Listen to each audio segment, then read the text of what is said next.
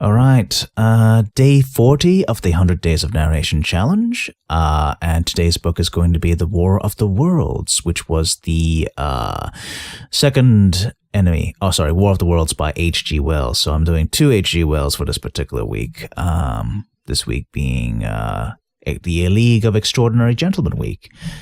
It's The War of the Worlds. The Martians were the enemies for the second book of the League of the Extraordinary Gentlemen, I believe. Yeah, we've gone through all the main characters, and now we're coming to the enemies. Now, the first enemy was actually, spoilers, Moriarty, which was also their enemy in the film, but I've already done a Sherlock Holmes reading. I could do another one. I mean, there's plenty of Sherlock Holmes short stories to do, so it's not exactly going to be running out of that. Well's never going to run out anytime soon. I think I could probably do 100 days entirely on Sherlock Holmes, but since I've already done it before, I might as well just do it War of the World instead. Now, instead of flipping through and getting a random page, I thought I'd just read from the first couple of pages, as some of my great voice acting or just acting heroes have done in the past, like Orson Welles and, oh god, his name has temporarily slipped my mind. He did a voice of Richard Burton. There we go. That took a bit, but it came back to me. So I'm just going to read the first couple of pages. Again, I don't actually own a physical copy of the book. I'm just reading from my Kindle here. Well, Kindle for PC anyway. And yeah, let's see how well we do at this. Okay, so first pass at this. No one would have believed, in the last years of the 19th century, that this world was being watched keenly and closely by intelligences greater than man's and yet as mortal as his own. That as men busied themselves about their various concerns, they were scrutinized and studied, perhaps almost as narrowly as a man with a microscope might scrutinize the transient creatures that swarm and multiply in a drop of water. With infinite complacency, men went to and fro over this globe about their little affairs, serene in their assurance of their empire over matter. It is possible that the infusoria under the microscope do the same.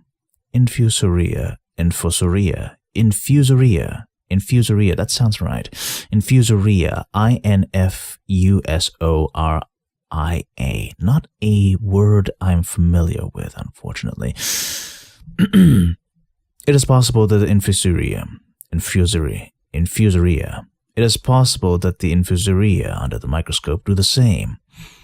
No one gave a thought to the older worlds of space as sources of human danger, or thought of them only to dismiss the idea of life upon them. Sorry, the sentence skips to another page. No one gave a thought to the older worlds of space as sources of human danger, or thought of them only to dismiss the idea of life upon them as impossible or improbable. It is curious to recall some of the mental habits of those departed days.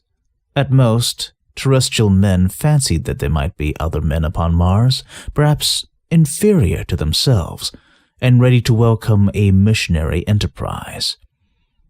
Yet across the gulf of space, minds that are to our minds as ours are to those of the beasts that perish, intellects vast and cool and unsympathetic, regarded this earth with envious eyes, and slowly and surely drew their plans against us. And early in the 20th century came the Great Disillusionment. The planet Mars, I scarcely need to remind the reader, revolves around the Sun at a mean distance of about 140 million miles, and the light and heat it receives from the Sun is barely half of that received by this world. It must be, if the nebula hypothesis if the nebula hypothesis has any truth, older than our world, and long before this Earth ceased to be molten, life upon its surface must have begun its course. The fact that it is scarcely 1/7 of the volume of the Earth must have accelerated its cooling to the temperature at which life could begin. It has air and water and all that is necessary for the support of animated existence. Maybe. Science is still up on that, but yeah. Yet so vain is man, and so blinded by his vanity, that no writer up to the very end of the 19th century expressed any idea that intelligent life might have developed there.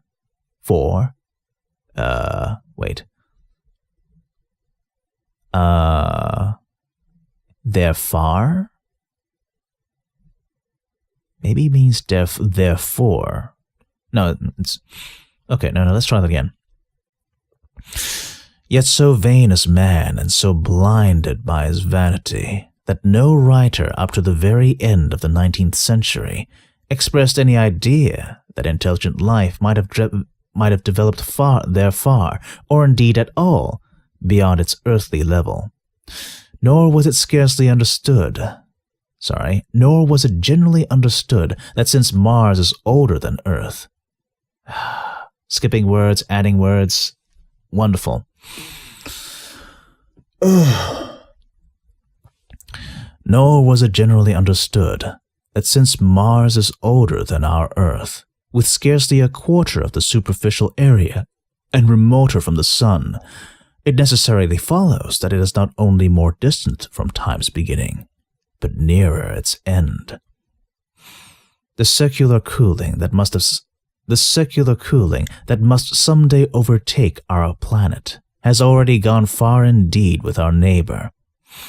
Its physical condition is still largely a mystery, but we now know that even in its equatorial region, the midday temperature barely reaches that of again, substituting words. Its physical condition is still largely a mystery, but we know now that even in its equatorial region, the midday temperature barely approaches that of our coldest winter.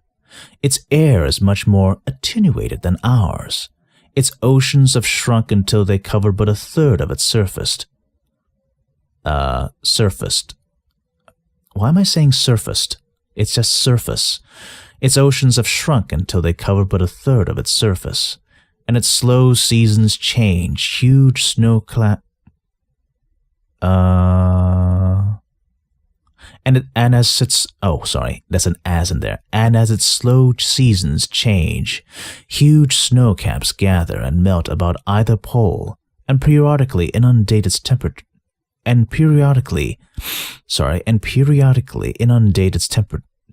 zones. That last stage of exhaustion, which to us is still incredibly remote, has become a present-day problem for the inhabitants of Mars. The immediate pressure of necessity has brightened their intellects, enlarged their powers, and hardened their hearts. And looking across space with instruments and intelligences such as we have scarcely dreamed of, they see, at its nearest distance of only 35 million of miles sunward of them, a morning star of hope, our own warmer planet, green with vegetation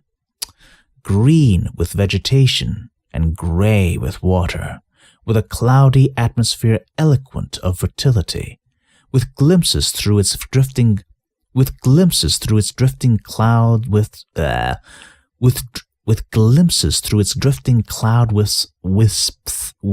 Oh God, I hate that word. With glimpses through its drifting cloud wisps. Whoever invented that word needs to die.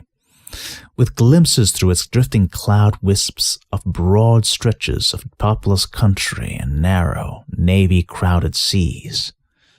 And we men, the creatures who inhabit and we men, the creatures who inhabit this earth, must be to them at least as alien and lowly as are the monkeys and lemurs to us.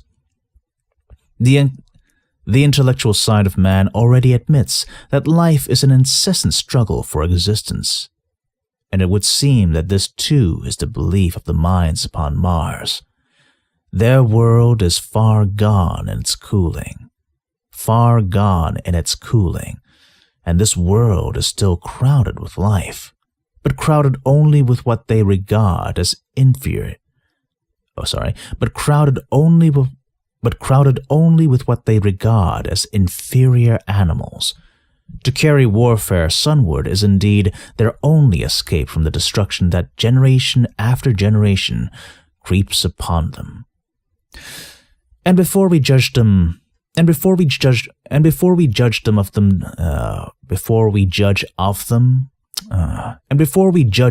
too harshly, we must remember what ruthless and utter destruction our own species has wrought, not only upon animals, such as the vanished bison and the dodo, but upon its inferior races. The Tasmanians, in spite of their human likeness, were entirely swept out of existence in a war of extermination waged by European immigrants in the space of 50